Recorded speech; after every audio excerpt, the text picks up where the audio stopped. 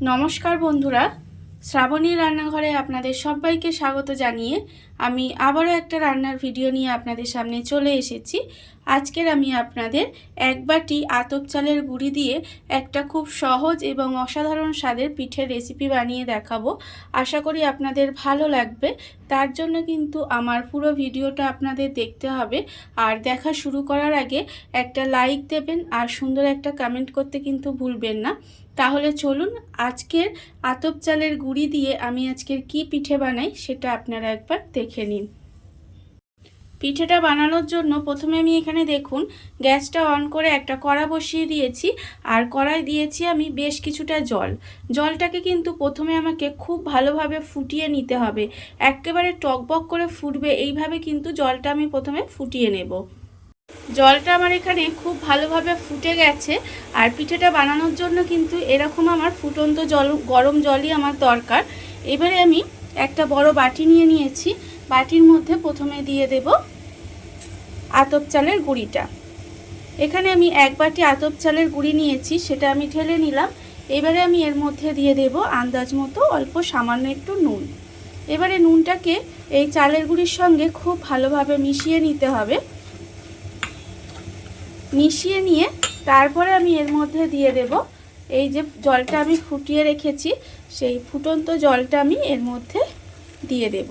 আমি কিন্তু অল্প অল্প করে জল দেব। আর এটা এইভাবে গুলে নিতে হবে, মানে এরকম একটা ব্যাটার তৈরি করে নিতে হবে। আর একেবারে কিন্তু অনেকটা জল দেবেন না, এইভাবে অল্প অল্প জল দেবেন আর একটা গোলা তৈরি করে নিতে হবে। পিঠের গোলাটা আমার এখানে রেডি হয়ে গেছে। দেখুন গোলাটা কিন্তু আমি এখানে খুব ভালোভাবে তৈরি করে নিয়েছি। আর অন্যদিকে কিন্তু গ্যাসটা অন করে একটা চাটু বসিয়ে দিয়েছি। এবারে আমি চাটুর মধ্যে দিয়ে দেব ঘি। অল্প সামান্য একটু ঘি দিয়ে দেব। ঘি দিয়ে খুব ভালোভাবে চাটুরটা আমায় ঘি দিয়ে বুলিয়ে নিতে হবে। আর এটা পিঠেটার ক্ষেত্রে আপনারা ঘি ব্যবহার করবেন, সাদা তেল কিন্তু এতে ব্যবহার করবেন না। তাহলে কি হবে, পিঠেটা তৈরি করলে একটা তেলের গন্ধ ছাড়বে, তখন কিন্তু খেতে ভালো লাগবে না। তাই ঘি দিয়ে যদি পিঠেটা বানান তাহলে কিন্তু পিঠেটা খেতে বেশি ভালো লাগবে। তাই চেষ্টা করবেন পিঠেটা ঘি দিয়ে তৈরি করার।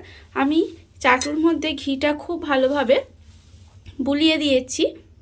ঘিটা আমি চাটুর গায়ে খুব ভালোভাবে লাগিয়ে দিয়েছি। এবারে আমি চামচে করে এইভাবে ছোট ছোট ঠিক বাতাসার মতো এইভাবে চারিদিকে দিয়ে বানিয়ে নেব। দেখুন এইভাবে কিন্তু ঠিক একদম ছোট্ট ছোট্ট করে এগুলো তৈরি করে নিতে হবে। আমি এখানে চাটুতে করছি, আপনারা কিন্তু চেষ্টা করবেন এটা ননস্টিকের কড়াতে করার, তাহলে কিন্তু দেখবেন আরও ভালো হবে। এটা এইভাবে ছোট ছোট করে সমস্ত পিঠেগুলো আমি তৈরি করে নেব। আগে চাটুর মধ্যে আমি দিয়ে নিয়েছি। এইবারে আমি এটা একটু ঢাকা দিয়ে দেব। ঢাকা দিয়ে কিছুক্ষণ হতে দেব। ঢাকা দিয়ে আমি এখানে 4 থেকে 5 সেকেন্ড মতো রেখে দিয়েছিলাম। এবারে আমি ঢাকাটা খুলে নিলাম।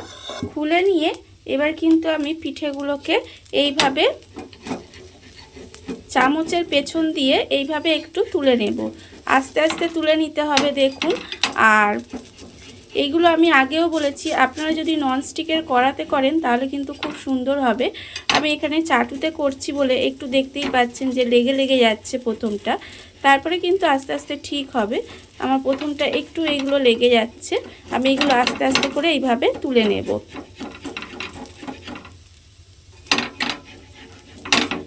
এইভাবে আস্তে আস্তে করে পিঠেগুলো তুলে নিতে হবে আমার। তুলে আমি এখানে রেখে দিলাম।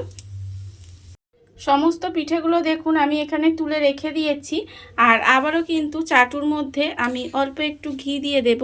ঘি দিয়ে ভালো করে আবারও কিন্তু চাটুর মধ্যে ঘিটা লাগিয়ে দিতে হবে। আমি এখানে চাটুতে আবারও বলছি, চাটুতে করছি বলে আমার কিন্তু একটু অসুবিধা হচ্ছে।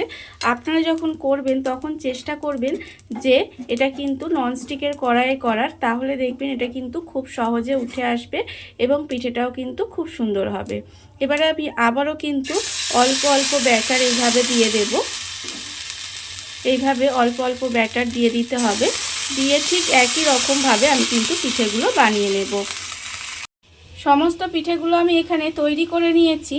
আর অন্যদিকে দেখুন আবারও কিন্তু গ্যাসটা অন করে একটা কড়া বসিয়ে দিয়েছি। এবারে আমি কড়ার মধ্যে দিয়ে দেব দুধ। এখানে আমি 500 গ্রাম দুধ রেখেছি, সেই দুধটা আমি কড়ার মধ্যে দিয়ে দিলাম। দিয়ে এবার দুধটাকে খুব ভালোভাবে প্রথমে ফুটিয়ে নেব। দুধটা আমার এখানে খুব ভালোভাবে ফুটে গেছে। দেখুন দুধটা কিন্তু এবারে আমি একটু এইভাবে ফুটিয়ে ফুটিয়ে একটু ঘন করে নেব। এই ধরুন 7 থেকে 10 মিনিট মতো দুধটা আমি খুব ভালোভাবে ফোটাবো। ফুটিয়ে দুধটা একটু ঘন করে নিতে হবে।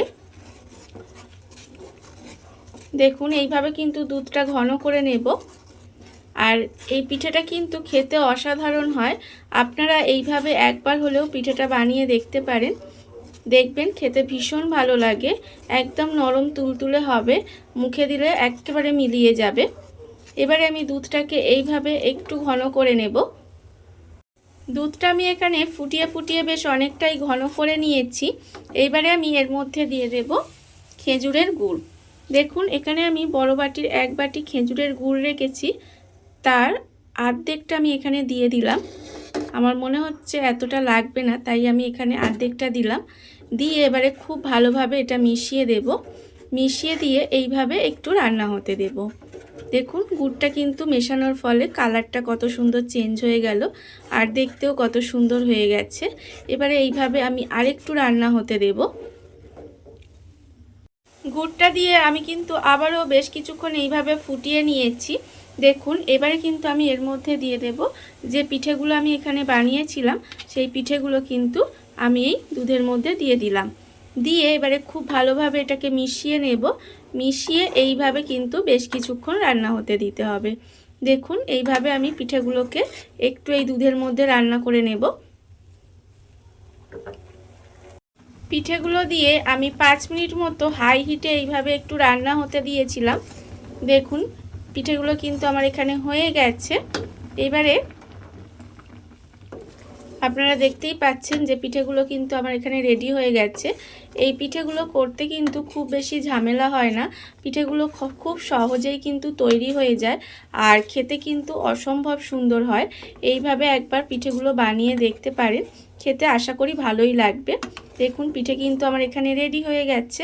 আর এবারে আমি গ্যাসটা অফ করে দেব, তার কারণ ঠান্ডা হওয়ার পরে দেখবেন পিঠের যে দুধটা এটা কিন্তু আরেকটু ঘন হয়ে যাবে, আর পিঠেগুলো দুধটা খুব ভালোভাবে শুষে নেবে।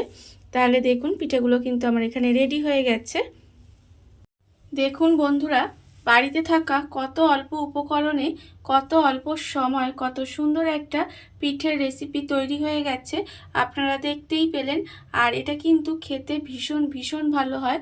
এইভাবে একবার হলেও আপনারা বাড়িতে বানিয়ে দেখতে পারেন। আর এই ভিডিওটা যদি আপনাদের ভালো লেগে থাকে, আপনারা যদি ফেসবুক থেকে দেখে থাকেন পেজটি ফলো করে দেওয়ার অনুরোধ রইল। আর যদি ইউটিউব থেকে দেখে থাকেন চ্যানেলটি সাবস্ক্রাইব করে নেওয়ার অনুরোধ রইল। তাহলে চলুন ভিডিওটা আমি এখানেই শেষ করছি। আপনারা সবাই ভালো থাকবেন, সুস্থ থাকবেন। আবারও হাজির হব নতুন কোনো রান্না নিয়ে।